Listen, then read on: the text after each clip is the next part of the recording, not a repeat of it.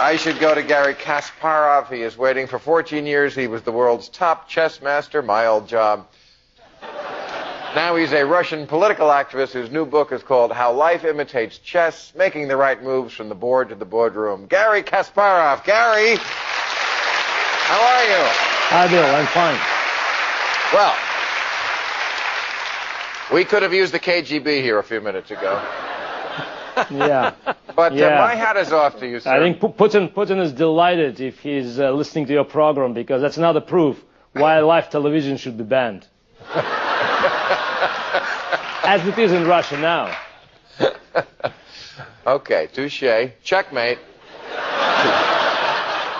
But look, in our country, we complain a lot about the political process and our presidential elections, but you are running in a presidential election, I think you are already the opposition candidate, where your life may literally be on the line. Is that an exaggeration? Do you fear for your life? Do you take precautions?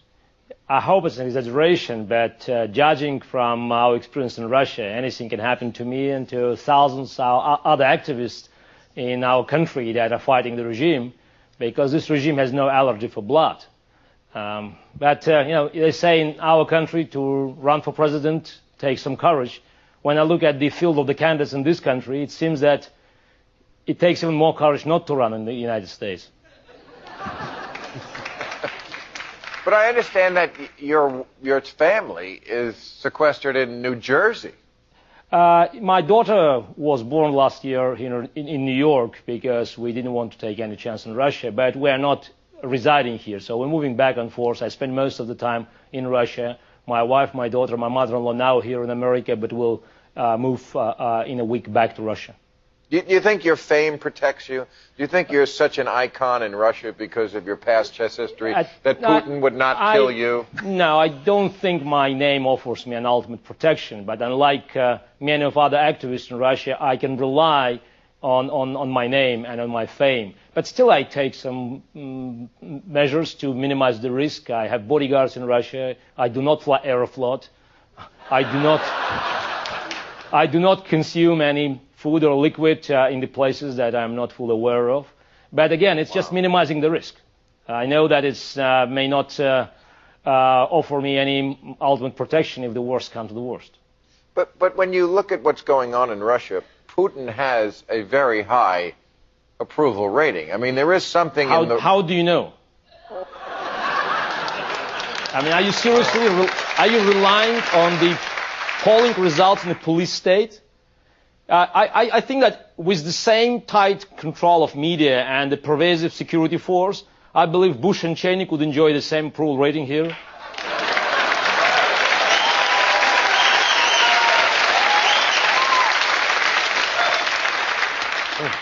Checkmate to me. I'm not giving them any idea. But come on, there is something in the Russian soul that loves a strong man.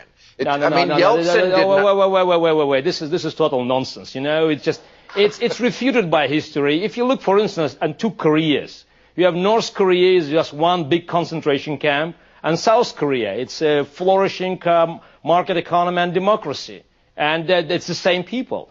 You can look at Taiwan and China, and I could give many other examples. For instance, East Germany and West Germany 25 years ago.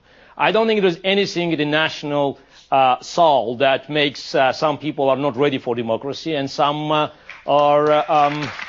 fitting for this quality. And when I look at this administration that is trying to build democracy in Iraq at the expense of democracy in Russia, I got confused. And when I saw this week the picture of Putin with Ahmadinejad of Iran, wow. I thought, here once again, President Bush has succeeded in uniting our enemies and dividing our friends. You got to admit, at least your guy isn't stupid. Yeah, I don't think it makes me feel comfortable just to accepting the fact that he outplayed your guy. But it went wrong for Bush from the very beginning, because at their first summit, Bush tried to play a psychiatrist and looked at Putin's eyes, searching for his soul. Right. Instead of looking at his record. Yeah. And now Putin basically spitting in his face by making this open friendship with Ahmadinejad. But it was obvious from the very beginning, because Putin has only one item in his geopolitical agenda. He needs high oil prices.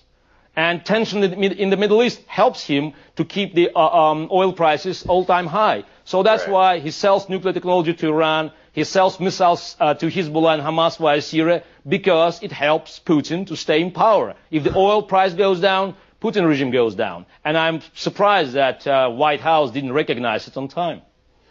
Jesus. I'm not. Now, I mean, one last question. I found out this week, I didn't realize this, that the torture, and of course they say it's not torture that we do, but it is, of course, torture, that our people are doing is based on Soviet models. And I know you grew up under the former regime that probably looked to America as a beacon of hope and freedom. When you see America wiretapping and torturing and basically doing the things the Soviets used to do, what goes through your mind? Look, I don't think it's about sad events that you just described, because I think that America had sad stories in the past as well. But in the 70s and 80s, America looked as a hope for oppressed people in the communist world, while now America that is applying double standards to different countries in the world lost its credibility. And that's bad news for all of us, because it was a stronghold for democracy. And now it's just a country which, according to many, is using democracy as a geopolitical tool to promote its own interest, which is working against us in Russia and elsewhere. All right, chess master, I give. You win. Thank you. Garry Kasparov. Very interesting. He's something, huh? He's great. He is great. Why can't he run in the Iowa? He ought to be... you ever get the feeling that they're playing chess and we're playing checkers? Yeah. They are so far, he's so far beyond. I was sophisticated, and this audience was listening to every word. Our guys never get to that level of sophistication. Right. They talk down to us. Right. You got to follow a guy like him because you want to. And he has to fight just to run, not just to win. And he's thinking in Russian. He's thinking in Russian and talking to us in another language. Imagine one of our guys talking in a foreign language at that level of sophistication. No, not on your show.